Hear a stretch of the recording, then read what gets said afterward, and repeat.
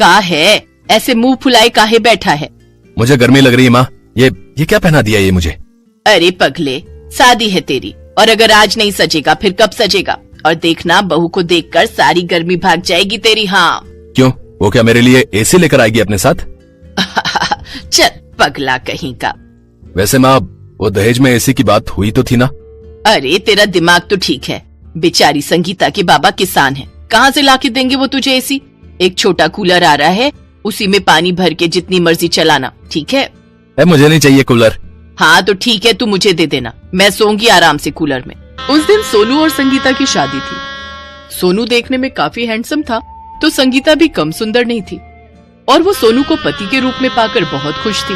बस दिक्कत ये थी कि पिता की मौत के बाद सोनू 10वीं के आगे पढ़ाई नहीं कर पाया और एक दुकान में काम करने लगा, और इसीलिए उसकी कमाई बहुत ज्यादा नहीं थी। फिर शादी के बाद, मुबारक हो बेटा, अब तेरी शादी हो गई है। भगवान करे तुझे खूब सुख मिले, तू हमेशा खुश रहे। क्या माँ, कैसे खुश रहूंगा मैं? दहेज के नाम पर बस कुछ बर्तन, एक साइकिल, छोटा सा कूलर और ये गिने चुने कपड़े लिए हैं तुमने। अरे कम से कम एक मोटरसाइकिल और एक एसी तो मांग लेती। तेरे एसी की ऐसी की तैसी, तुझे समझाया था ना। और वैसे भी हमें दहेज नहीं, एक अच्छी पत्नी चाहिए थी तेरे लिए, जो तुझे मिल गई है, समझा?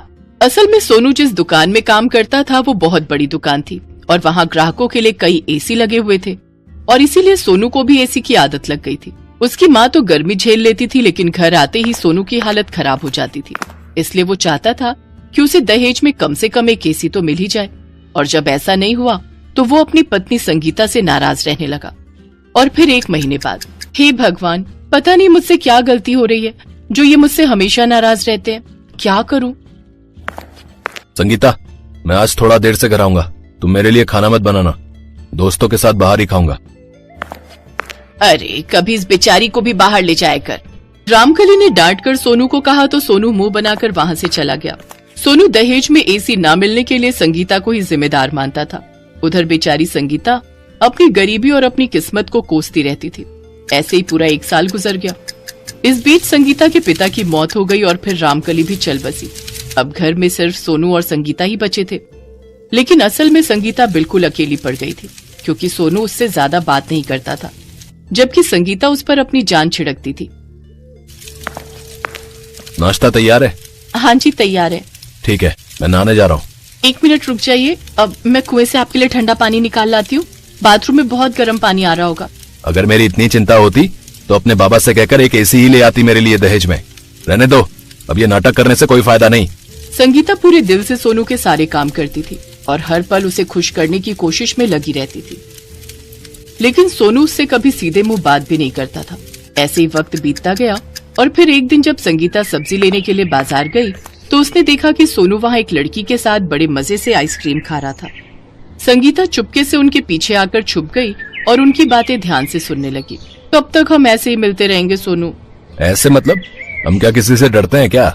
मैं तो किसी से नहीं डरती, पर तुम अपनी पत्नी को बता सकोगे हमारे बारे में? हाँ क्यों नहीं, मैं डरता हूँ क्या उससे? रुको, मैं आज ही उसे सब बता दूंगा और कह दूंगा कि चुपचाप अकेले रहना तो रहे, वरना जहाँ चाहे वहाँ चली जाए। अच्छा जी। हाँ, पर एक बात बताओ, अगर वो नहीं गई तो तुम्हें तो उसके साथ रहने में कोई दिक्कत नहीं है ना? मुझे क्या दिक्कत होगी? हाँ लेकिन तुम बस मेरे साथ रहोगे, समझे? हाँ हाँ डार्लिंग, मैं तुम्हारे साथ ही रहूंगा और वो पड़ी रहेगी किसी कोने में। ये सब सुनकर बेचारी संगीता की तो दुनिया ही उजड़ गई। वो रोते हुए चुपचाप घर चली आई और कुछ देर बाद सोनू भी घर लौट आया। उसे देखते ही संगीता ने हिम्मत जुटाकर उससे कहा, मुझे मालूम है आप क्या चाहते हैं मुझसे, लेकिन अब बाबा के जाने के बाद मेरे पास अपना कोई ठिकाना नहीं है। आप कर लो उस लड़की से शादी, मुझे कोई ऐतराज नहीं, बस मुझे यही रहने दीजिए। संगीता की बात सुनकर सोनू खुश हो गया और फिर ठीक 2 दिन बाद उसने इशिता से शादी कर ली। दरअसल इशिता उसी दुकान के मालिक की बेटी थी जहाँ सोनू काम करता था। शादी में इशिता अपने साथ काफी सारा सामान लाई थी, जिसमें एक ब्रांड न्यू एसी भी था। एसी देखकर तो सोनू के पांव जमीन पर ही नहीं थे। वो अपने कमरे में अपनी नई पत्नी के साथ रहने लगा और बेचारी संगीता ने घर की रसोई को ही अपना बसेरा बना लिया। और फिर अगले दिन, सुनो ना, मेरे लिए चाय बना दोगे? हाँ क्यों नहीं। थैंक यू जान, कितने अच्छे हो तुम। अच्छा सुनो ना, अब तुम्हें खाना बनाना आता है? आता है पर उतना अच्छा नहीं आता।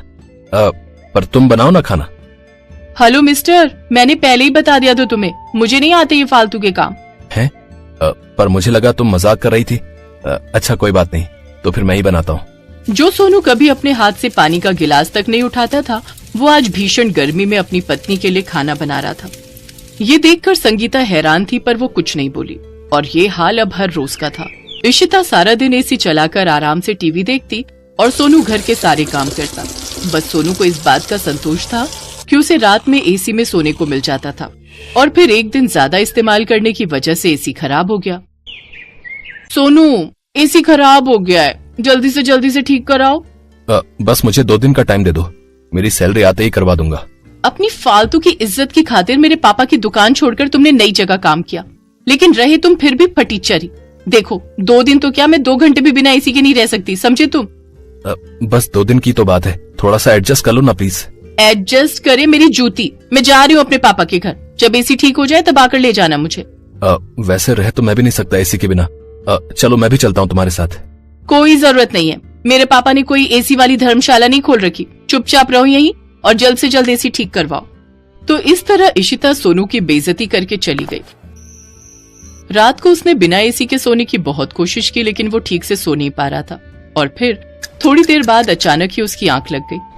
जब वो सुबह उठा तो उसने देखा कि संगीता हाथ वाले पंखे से उसको लगातार हवा कर रही थी। वो रात भर जागकर उसे पंखे से हवा करती रही, इसीलिए सोनू चैन से सो पाया। और फिर ये क्या कर रही हो? मुझे मालूम है आपको गर्मी में नींद नहीं आती, बस इसीलिए हवा करने चली आई। अरे अगर इतनी चिंता थी तो कूलर ही चला देती। वो तो बहुत पहले ही खराब हो गया था। क्या? तो तुम इतने दिनों तक बिना पंखे और कूलर के रही और मुझसे कुछ कहा तक नहीं, और मैं आराम से एसी में सोता रहा, वो भी एक ऐसी औरत के साथ जिसे मेरी जरा भी परवाह नहीं है। सोनू अपने किए पर शर्मिंदा था। उसने संगीता के सामने हाथ जोड़े और उससे माफी मांगने लगा। संगीता ने भी उसे माफ कर दिया और फिर उसी शाम वो इशिता के घर में गया। साथ में वो एसी भी था जो उसे दहेज में मिला था। और फिर एसी ठीक हो गया? नहीं, मेरा दिमाग ठीक हो गया। अब तुम अपने पापा के पास ही रहो और लो अपना एसी भी अपने पास रखो। इसकी ना तो अब मुझे जरूरत है और ना ही चाहत।